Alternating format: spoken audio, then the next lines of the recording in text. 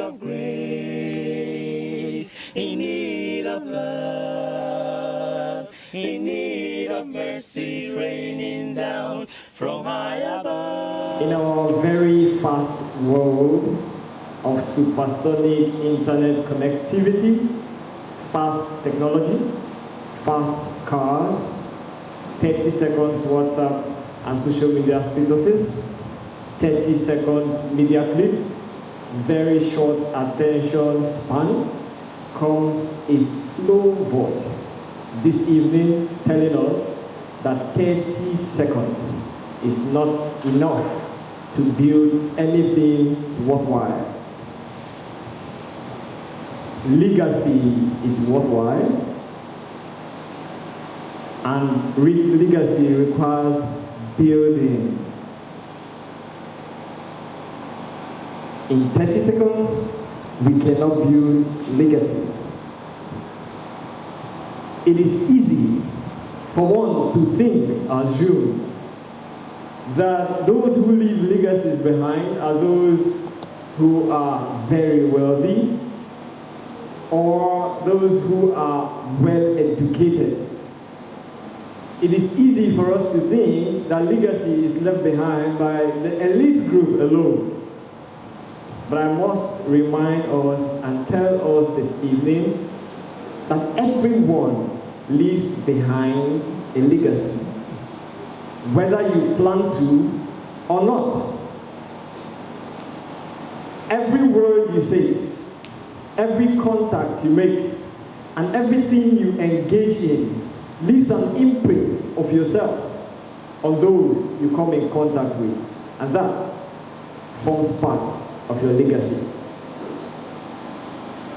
I'll tell you the story of an African hunter. The story is told of an African hunter who went into the forest to get some game for his family so they could feed. This hunter traveled farther and farther into the forest, but he could not get any animal to kill. He continued in hope, pressing further into the thick of the forest, hoping to find an animal so that he could return home with some food.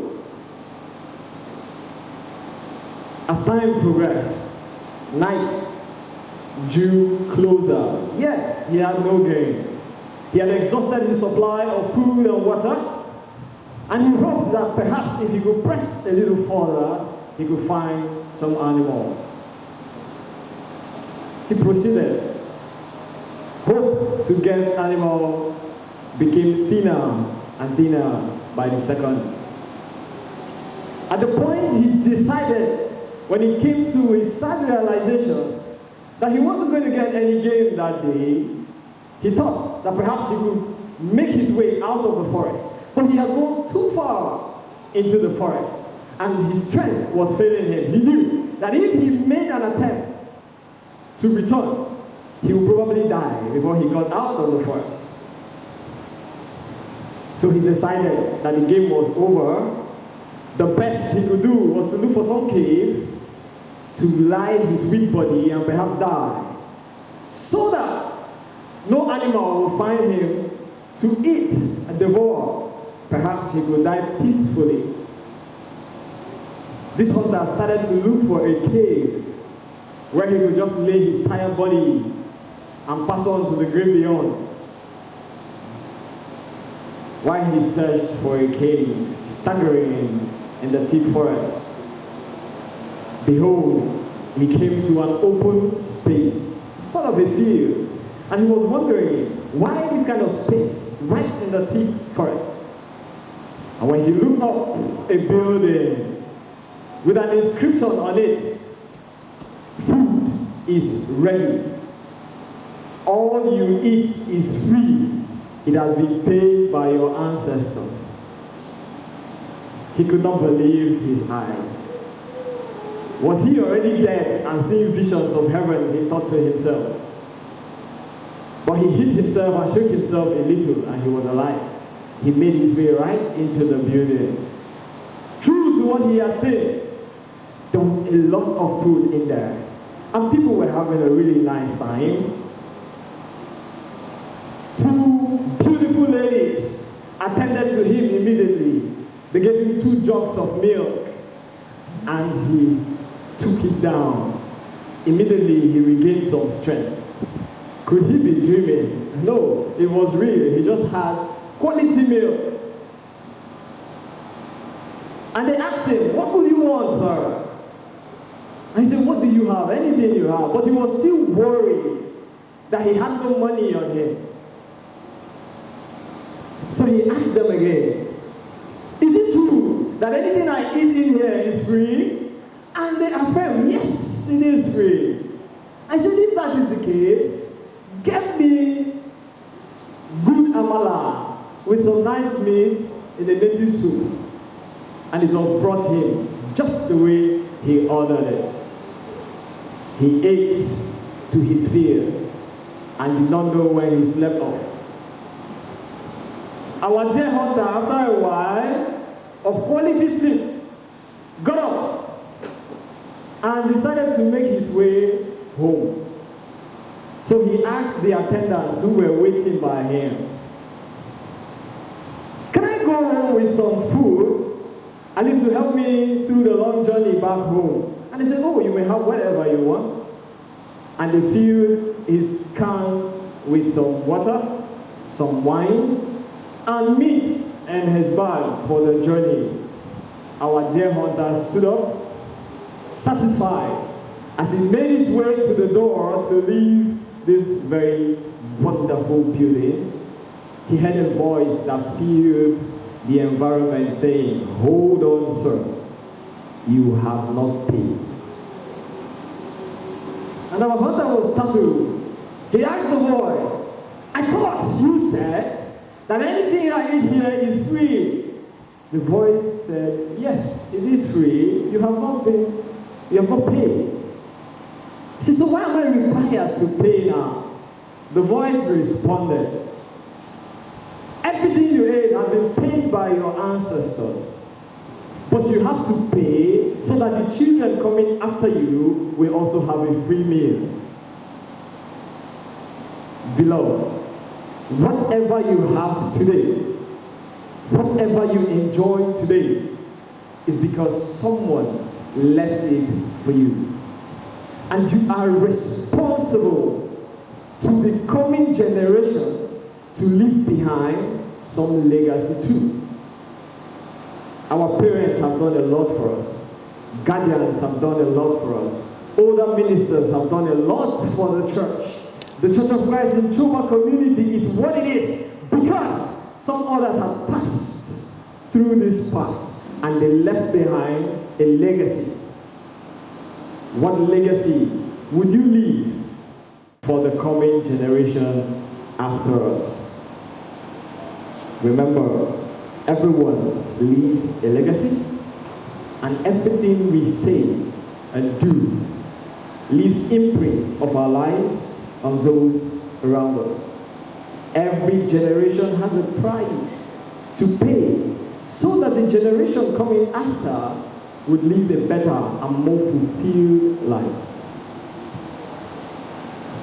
Sadly, just as the speakers before me had noted, instant gratification is killing our generation. We want it now and we want it fast. But anything that is worthwhile is worth planning for, is worth building. Planning and holiness are not got in one day. Holiness is built for a legacy after we leave earth. Planning is for a day that is coming tomorrow, which is not yet here. And every one of us have equal opportunity to leave behind good legacies. It doesn't depend on how much you have. It doesn't depend on the quality of your education. You can leave legacies, and the best legacies are free. You can leave behind a legacy of love. You can leave behind legacy as a peacemaker, a peace builder. You can leave behind legacy as an encourager, a son, a daughter of encouragement. You can leave behind a legacy of punctuality. Even in your congregation, you can leave behind legacies of preaching the word. You can leave behind breath in you. There is an opportunity to leave a rich legacy. And there's only one thing I will ask you to do if you want to leave behind a legacy. Build excellence around your purpose or your chosen niche. Build excellence around your purpose or your chosen niche. It's as simple as that. Whatsoever your hands find to do, do it with all your might. Do it with diligence. And do you see a man diligent in his business? He shall stand before kings and not before men. How diligent are you? Make a list today of the legacy you would like to leave behind. Work on it every day. Plan towards it. Work towards it. Perfect holiness and the fear of God. And I tell you that you will begin to live in the fullness that God created you to experience. So that, as recorded in the book of Joshua chapter 4, verse 6 and 7, when the children after us will ask us what these stones mean, we'll be bold enough to tell them of the wonderful story of God's faithfulness while we were young. It is my plea that all of us together continue to impact our world, our immediate society, our churches, our workplaces positively, free of charge. And our lives will be better for it. If just this number here decides to take what we have studied today, put them into practice, I'm sure our world, our churches will be a better place to live. May God help us as we go home with this to put into practice and help through His Holy Spirit that we might understand better than every word that has been said here, giving us the strength to will and to do in Jesus' precious name.